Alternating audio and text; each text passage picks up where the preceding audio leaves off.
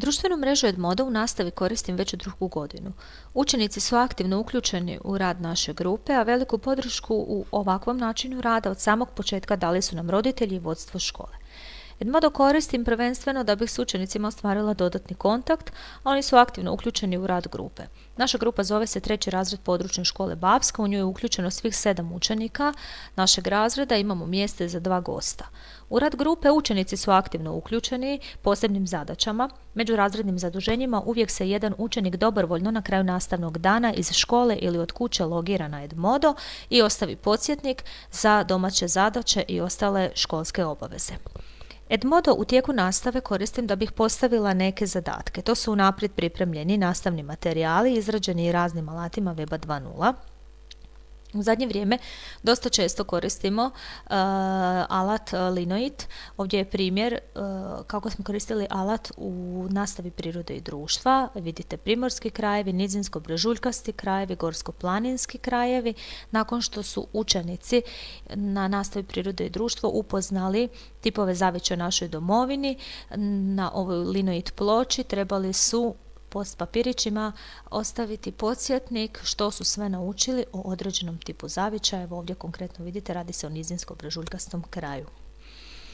Također Edmodo koristim da bih učenike često podsjetila da posjete našu razrednu web stranicu koja nam uglavnom služi kao jedno mjesto gdje skupljamo sve naše nastavne materijale koji su izrađeni u razredu, u učionici i kako bi oni onda dodatno mogli sve to pregledavati sa svojim roditeljima.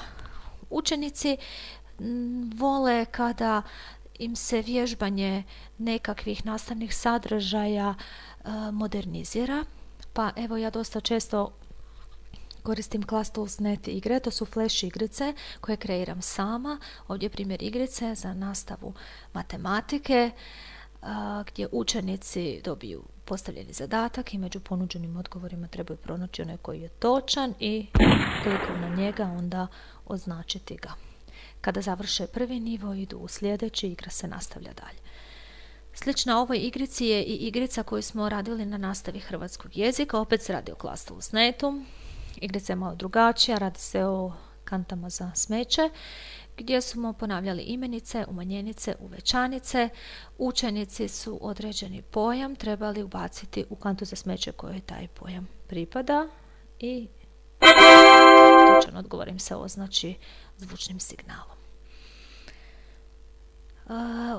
Učenici mlađe školske dobi kao motivaciju jako vole sličicu. Ja sličice postavljam u alat Jigsaw Planet, alat koji kreira puzle i učenici trebaju te puzle složiti. Nakon što slože puzle dobiju sličicu o kojoj razgovaramo i nastava se nastavlja dalje. Učenicima često znam postaviti unaprijed nekakve linkove koje oni trebaju na neki način proučiti, pa evo ovdje je bio jedan primjer, jer na satu razrednika smo razgovarali o pravilnom ponašanju na internetu, pa su dobili poveznicu na Carnetovu stranicu na kojoj se govori o internet bon tonu. Učenici su to proučili i onda smo u školi razgovarali o tome. Bili su malo pripremljeniji. Za provjere dosta često koristim Google Docs formu, odnosno obrazac u koji sastavim nekoliko kratkih pitanja sa sličicama.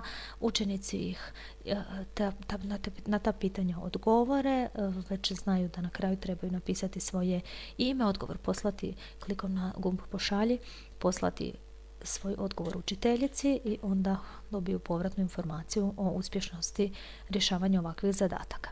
Također učenici jako vole rješavati križaljke, različite kvizove, pa jedan od alata koji za to koristim je Hot Potatoes. Ovaj alat oni posebno vole jer sami znaju da klikom na gumb provjeri dobivaju povratnu informaciju o uspješnosti rješavanja ovoga kviza. Ovdje smo ovu križaljku smo koristili nakon što smo radili lektiru Čudnovate Skote Šegrta Hlapića. Sve ove nastavne materijale pohranjujem u knjižnici i sada, nakon evo već dosta dugo ovog rada. U ovoj mojoj knjižnici ima jedna prilično dobra zbirka nastavnih materijala od koje sam veliku većinu sama izradila.